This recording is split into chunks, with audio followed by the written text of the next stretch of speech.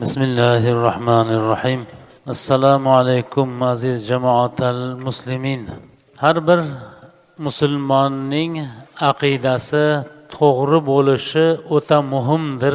Chunki aqida noto'g'ri bo'lgan holda qilingan amallar qancha ko'p va ixlos bilan bajarilgan bo'lmasin, uning zarracha manfaati yo'q.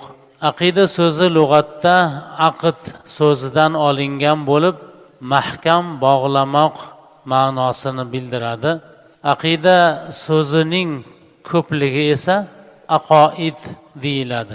Istilohda esa aqida ilmi deb e'tiqod qilish vojib bo'lgan narsalar to'g'risida bahs yuritadigan ilmga aytiladi.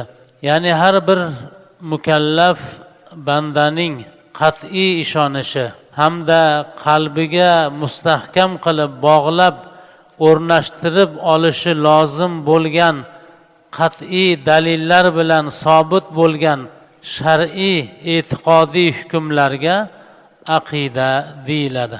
Sufi Alloyor hazratlari aqida ilmini o'rganish zarurligini bayon qilib quyidagicha deganlar: aqida bilmagan shaytoni eldur, agar 1000 yil amal deb qilsa yeldur. Bu degani aqidani zarur masalalarini bilmagan kishi har qancha ibodat qilsa ham sof aqidani bilmaganligi sababli qilgan ibodatlari unga hech qanday naf bermaydi. Chunki dinda ixlosning o'zi kifoya qilmaydi. Ilmsiz yolg'iz ixlosning o'zi bilan najot topaman degan kishilar adashadilar. Hasan Basri rahmatullohi alayh aytganlar: ilmsiz amal qiluvchi yo'lni bilmasdan yo'lga chiqqan yo'lovchi kabidir. Ilmsiz amal qilgan kishining islohidan ko'ra fasodi ko'proq bo'ladi.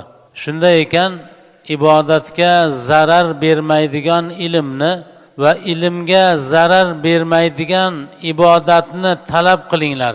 Bir qavm